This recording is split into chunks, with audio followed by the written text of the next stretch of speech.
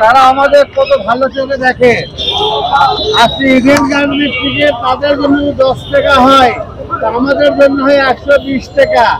আজকে তাজমহল দেখতে গেলে তাদের জন্য হয় 20 টাকা, আমাদের জন্য হয় 500 টাকা। ওরা আমাদের এরকম ভালোবাসে। আমরা যদি কোনো রেস্টুরেন্টে বসি, আমাদের চায়টা হয় 10 টাকা, আর ওদের জন্য হয় 5 টাকা। এটা বগুড়াবাসী, আমি আপনাদেরকে আহ্বান জানাবো, আজকে থেকে কোনো দোকানে যদি ভারতের কোনো পণ্য পাওয়া যায়, ওনারা যদি স্বেচ্ছায় ফেলে দেয় তো ভালো, আর তা না হলে পরে আমরা নিজেরাই অভিযান চালিয়ে সেগুলি ভারত পণ্য রাস্তায় নিয়ে এসে ধ্বংস করব। তারা জানেন ভারতে জয় শ্রীরাম স্লোগান দিয়ে মুসলমানদের গণপিটুনি দিয়ে হত্যা করা হয়, সেই জয় শ্রীরাম স্লোগান বাংলাদেশে তারা বাস্তবায়ন করতে চাচ্ছে। আমরা সতর্ক করে দিতে চাই, আমরা 1000 বছর ধরে এই দেশের সাম্প্রদায়িক সম্প্রীতি আমরা বজায় রেখেছি, এটাই আমাদের গর্ব। এমন কোনো সংখ্যালঘু সম্প্রদায় নেই, এমন কোনো ভিন্ন ধর্মাবলম্বী নেই যে তারা বলতে পারে এদেশের মুসলিম সম্প্রদায় অন্য সম্প্রদায়ের উপরে আঘাত করে। আমরা 1000 বছর ধরে যেমন সম্প্রীতি রক্ষা করে চলেছি, ভবিষ্যতেও আমরা সাম্প্রদায়িক সম্প্রীতি রক্ষা করে চলবো।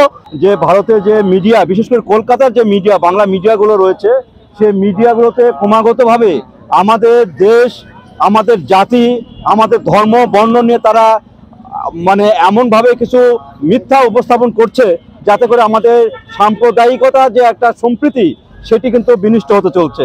ইতিমধ্যেই হাত পাতলা রোগী নাই, বাঙালির লোক নাই, তারা পথে বসেছে, তাদের ব্যবসায় জুচুর দিকে চলে যাচ্ছে এবং অর্থনীতি ক্ষতিগ্রস্ত হচ্ছে। কাজী মোদীকে বলতে চাই, মোদী হুঁশিয়ার, বাংলাদেশের বিরুদ্ধে আর কোনো ষড়যন্ত্র করবেন না। আপনার যে কোনো ষড়যন্ত্র ঐক্যবদ্ধভাবে বাংলাদেশ রক্ষা করবে। ভারতীয় ব্যবস্থাপনায় যে সমস্ত জাদুঘর দালাল বাংলাদেশে রয়েছে তাদেরকে নির্মূল করার জন্য প্রশাসনিক ব্যবস্থা এবং তাদেরকে আইনের আওতায় নিতে হবে। আমি পূর্বেই বলেছি যে গোটা বিশ্ব যখন মাটির নিচে খনিজ সম্পদ খোঁজে, সেখানে ভারত মসজিদের নিচে মন্দির খোঁজে।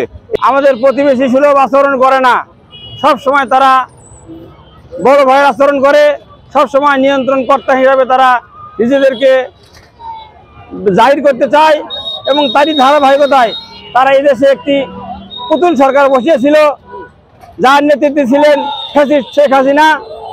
2009 সাল থেকে নির্বাচনের নামে তামাশা করে তারা 2024 সাল পর্যন্ত ক্ষমতায় ছিল এবং ক্ষমতায় থেকে হাজার হাজার মানুষকে গুম করেছে, খুন করেছে এবং জুলুম নির্যাতন করেছে এবং বাংলা রাজনৈতিক নেতাদেরকে, রাজনৈতিক দলকে নিষিদ্ধ করেছে। পাকিস্তানি আধিপত্যবাদকে যেন আমরা যে বাংলাদেশ থেকে তাড়িয়েছি, তেমনি আমরা ভারতীয় আধিপত্যকে এই বাংলাদেশকে তাড়িয়েছি। আমরা কখনো আধিপত্যবাদকে বিশ্বাস করি না, স্বীকার করি না, হোক সে প্রতিবেশী। সুসম্পর্ক চাই, ভাতৃত্বপূর্ণ সম্পর্ক চাই ভারতের সাথে, যেহেতু তারা আমরা প্রতিবেশী। আমরা প্রতিবেশীকে পাল্টাতে পারবো না, কিন্তু সব প্রতিবেশী হতে চাইলে ভারতকে তার ভূমিকা চেঞ্জ করতে হবে। আমাদের দেশে সেই মুখ্যমন্ত্রীর আবেশে আমাদের এই দেশকে একটা বদলেই রাজ্যে পরিণত করবেন, সেই আশা দুরাশা বাংলাদেশের মানুষ সেটা কখনো মেনে নেবে না এবং মেনে নেয়নি। আমরা এখানে দাঁড়িয়েছি, ভারতীয় মিডিয়াগুলো আপনারা দেখবেন সারা দিন আমাদের বিরুদ্ধে অপপ্রচার করছে। বাংলাদেশের সম্প্রীতি নষ্ট করার জন্য, সাম্প্রদায়িক দাঙ্গা বাঁধানোর জন্য তারা এমন কোনো কাজ নাই যা করছে না। একটি মহলকে বাঁচানোর জন্য বাংলাদেশ নিয়ে যে ষড়যন্ত্র করছে তার ব্যাপারে ইতিমধ্যেই আপনারা দেখেছেন, আমেরিকা বলেছে ভারত একটি অসহযোগী দেশ। এর মানে কি? যে তারা শুধু অসহযোগিতা করতে পারে, আমাদেরকে অসহযোগিতার মাধ্যমে, আমাদেরকে লুণ্ঠনের মাধ্যমে দীর্ঘদিন যাবৎ তারা আমাদেরকে যে সম্পদ লুটপাট করেছে, একটি তাবেদার সরকার বসিয়ে 17 বছর তারা এই দেশে ব্যবসা বাণিজ্য করেছে।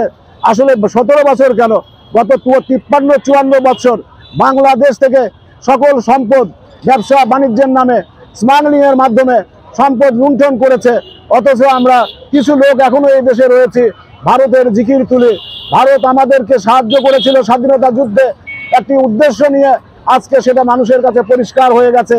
যে আমাদের চাইতে তারা অনেক বেশি উপকৃত হয়েছে।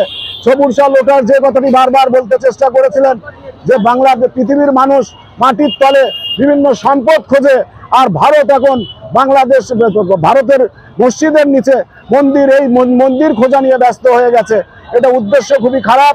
আমরা জানি এদেশের সাম্প্রদায়িক সম্প্রীতি নষ্ট করার জন্য, এদেশের মানুষের ভিতরে দাঙ্গা বাঁধানোর জন্য, হিন্দু মুসলমান বৌদ্ধ খ্রিস্টানদের মধ্যে দ্বিধা তৈরি করার জন্য যে ষড়যন্ত্র করা হচ্ছে, এই ষড়যন্ত্রকে নস্যাৎ করার জন্য আগামী দিনে সাংবাদিক সমাজ সোচ্চার থাকবেন, যার যার অবস্থান থেকে অবদান রাখবেন।